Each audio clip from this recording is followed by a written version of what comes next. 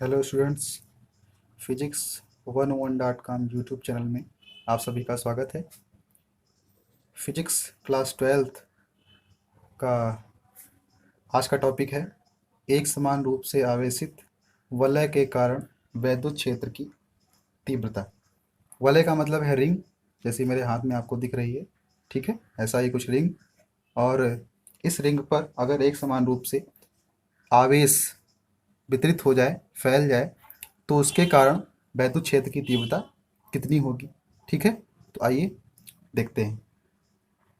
सबसे पहले मान लीजिए कि एक हमारे पास वलय है और कुछ ऐसा। ठीक है, एक इसकी लेयर और बना दें। ठीक है, और इस वलय के पृष्ठ पर आवेश समान रूप से फैल जाए। ठीक है, मान लीजिए कि आवेश समान रूप से फैला हुआ है इस तरह से,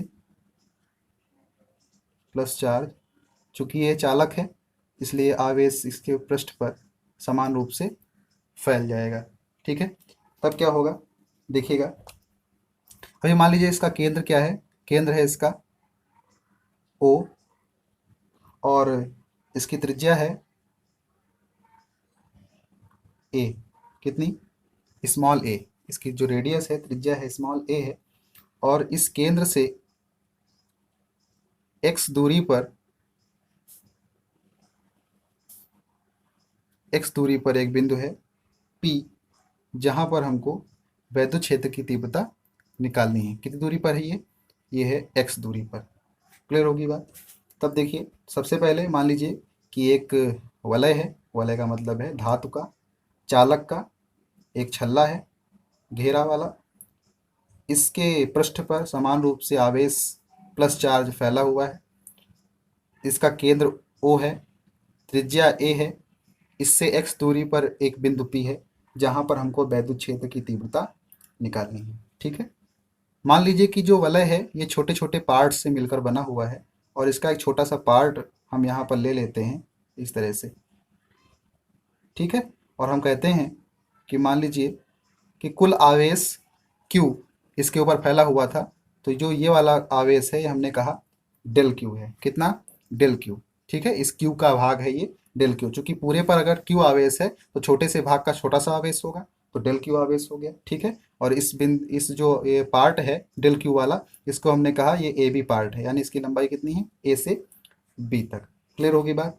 ठीक है, तब देखिए अगर ये ए बी पार्ट यहाँ पर बिंदु पी पर उत्पन्न करता है, क्षेत्र उत्पन्न करता है। ठीक है, तब क्या होगा, मान लीजिए कि इसकी डिस्टेंस यहाँ से आर है।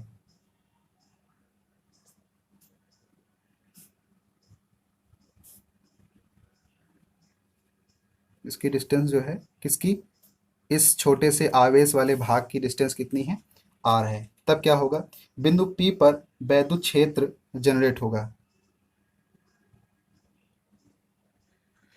ठीक है, तब एक मान लीजिए कि ये दिशा है डेल ई। वैद्युत क्षेत्र जो जनरेट होगा यहाँ से इस दिशा में जनरेट होगा डेल ई। वैसे ही अगर यहाँ पर ले लिया जाए ये वाला भाग छोटा सा, तो इसकी वजह से भी यहाँ पर वैद्युत क्षेत्र जनरेट होगा कुछ ऐसा, डेल ई। ठीक है, चूंकि ये दिशाएं अलग अलग हैं और हमको एक दिशा लेनी है, इसलिए इन दिशाओं का कंपोनेंट्स निकालेंगे तो इसका एक समांतर घटक होगा। तो ये जो समांतर घटक होगा ये होगा डेल ई कॉस थीटा, और जो लंब घटक होगा ये होगा डेल ई साइन थीटा, और नीचे भी ऐसे ही रहेगा डेल ई साइन थीटा। दोनों की वैल्यू सेम है। क्लियर होगी बात। दोनों की क्या है, वैल्यू सेम है, और डायरेक्शन क्या है, अलग अलग है। इस वजह से ये दोनों एक दूसरे को निरस्त कर देंगे। ठीक है, और ये कोण मान लीजिए थीटा है, इसकी वजह से ये डेल ई साइन थीटा, और डेल ई साइन थीटा ये, और ये डेल ई कास थीटा ये। अगर ये थीटा कोण है तो शीर्षाभिमुख कोण ये भी थीटा ही रहेगा। क्लियर होगी बात। तब देखिएगा अब क्या होगा। तो डेल क्यू के कारण बिंदु P पर जो आवेश और जो वैद्युत क्षेत्र होगा वो क्या होगा। देखिए फार्मूला आपने पढ़ा क्या, E is equal to 1/4 pi epsilon nought Q by r square. ठीक है, ये बिंदु आवेश के कारण आपने पढ़ा था। तब क्या होगा, तो जो डेल क्यू है, डेल क्यू आवेश के कारण बिंदु P पर वैद्युत क्षेत्र की तीव्रता। ठीक है, Q के कारण E थी, तो डेल Q के कारण क्या हो जाएगी, del E is equal to 1/4 pi epsilon not del Q by r square. ये मिला हमको किसके कारण, डेल E के कारण। ठीक है, अब इस वलय की इस अक्ष के अनुदिश कितनी है यहाँ पर वैद्युत क्षेत्र की तीव्रता, cos थीटा। इस वलय की ये जो अक्ष है, इस अक्ष के अनुदिश जो वैद्युत क्षेत्र की तीव्रता है वो कितनी है, डेल E cos थीटा। तो वलय की अक्ष के अनुदिश घटक। ठीक है, तो घटक क्या होगा, ये होगा del E cos theta is equal to 1/4 pi epsilon not del Q by r square. ये डेल ए की वैल्यू है यहाँ से, और एक cos theta into cos theta. ठीक है, तो ध्यान देंगे इस डेल Q के कारण अक्ष के अनुदिश डेल E cos थीटा, तो पूरे चार्ज के कारण यानी इस Q आवेश के कारण सभी के पार्ट आपस में क्या हो जाएंगे, जुड़ जाएंगे। ठीक है, डेल Q यहाँ पर भी होगा, डेल Q यहाँ पर, डेल Q यहाँ पर, डेल Q यहाँ पर, डेल Q यानी सभी डेल Q क्या हो जाएंगे, आपस में जुड़ जाएंगे। ठीक है, इस वजह से इसलिए बिंदु P पर कुल वैद्युत क्षेत्र या परिणामी वैद्युत क्षेत्र की तीव्रता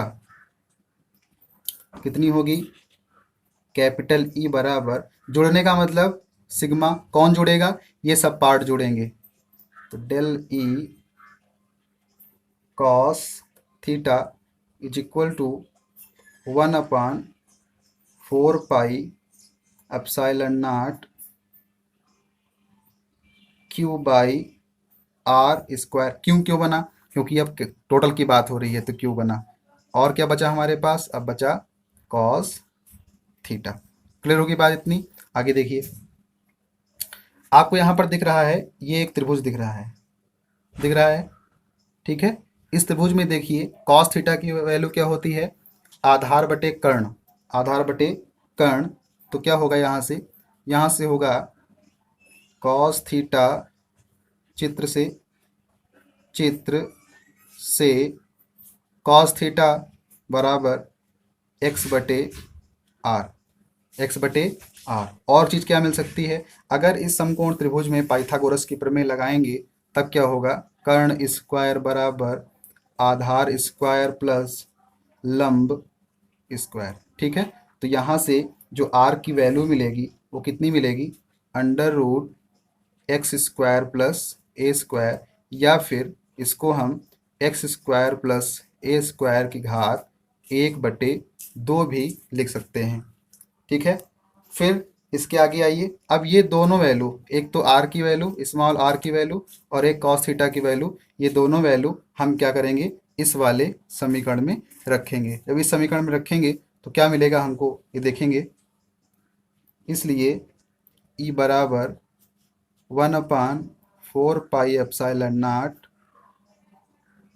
Q बाई, ध्यान देंगे ये आर स्क्वायर है, यहाँ पर इस आर की वैल्यू है, ये वाला जो मान है ये मान हम यहाँ पर रखेंगे, ये वैल्यू यहाँ पर रखेंगे, तो ये स्क्वायर और ये 1/2 आपस में क्या हो जाएगा, कैंसिल हो जाएगा। तो यहाँ पर मिलेगा x square plus a square into cos theta की वैल्यू। कॉस थीटा की वैल्यू हमारे पास कितनी है, कॉस थीटा की वैल्यू है हमारे पास x/r। क्लियर हो गई बात, ये हो गया x/r। एक तो फार्मूला आपको ये मिला, ठीक है, एक फार्मूला आपको ये मिला, ठीक। अब चूंकि इस r की वैल्यू हमारे पास कितनी है, इस r की वैल्यू है हमारे पास ये 1/2, तब क्या करेंगे, इसको आगे बढ़ाएंगे थोड़ा सा, 1/4πε0 q और x का मल्टीप्लाई कर देंगे, q x upon x square plus a square, और यहाँ पर इस r की वैल्यू है कितनी, x square a square power 1/2। तो हाफ आधी पावर ये और एक पावर ये बन गई 1.5 यानी कि 3/2। तो is equal to 1/4πε0 q x upon x square plus a square की घात 3/2। ये वैद्युत क्षेत्र की तीव्रता हो गई एक समान रूप से आवेशित वलय के कारण, और जो इसकी दिशा होगी किसकी, कैपिटल ई की, यानी इस वैद्युत क्षेत्र की जो दिशा होगी वो दिशा क्या होगी, ओपी के अनुदिश ई की दिशा ओ पी। ओपी कहाँ पर है, देखिए ये ओ है और ये पी है, यानी कि अक्ष के अनुदिश, ओपी के अनुदिश होगी। ओके, तो ये आपका कंप्लीट हुआ एक समान रूप से आवेशित वलय के कारण वैद्युत क्षेत्र की तीव्रता। आइए आगे चलते हैं। आगे आपका टॉपिक है वैद्युत विभवांतर।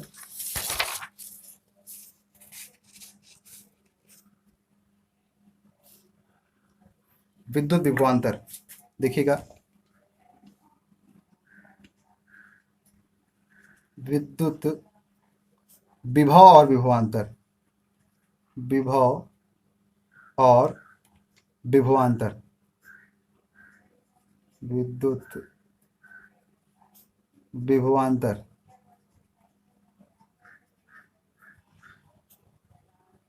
पोटेंशियल एंड पोटेंशियल डिफरेंस, ठीक है, क्या होता है आइए देखते हैं। मान लीजिए कि कोई एक चार्ज है, आवेश है कोई, और ये आवेश यहाँ पर रखा हुआ है, ठीक है। तो इसके पहले वाले जो बायोलॉजी लेक्चर है उसमें हम लोगों ने देखा था कि अगर कहीं पर कोई आवेश रखा हुआ है तो इसका एक क्षेत्र बनता है, ठीक है। तो मान लीजिए इसका एक क्षेत्र बना, ऐसे कोई इसका क्षेत्र बन गया, ठीक। और इस क्षेत्र में तो ये कौन सा क्षेत्र हुआ, ये हुआ वैद्युत क्षेत्र। कौन सा क्षेत्र हुआ, वैद्युत क्षेत्र हुआ। ओके, तो जब ये वैद्युत क्षेत्र हुआ और इसमें कोई दूसरा चार्ज हमने ले जाकर रख दिया, परीक्षण आवेश इसको हमने कहा, ठीक है। तो जब इस चार्ज को हमने रखा और परीक्षण आवेश दूसरा रखा हमने यहाँ पर, तब क्या हुआ, तब इस आवेश को एक जगह से दूसरी जगह पर ले जाने में काम करना पड़ेगा।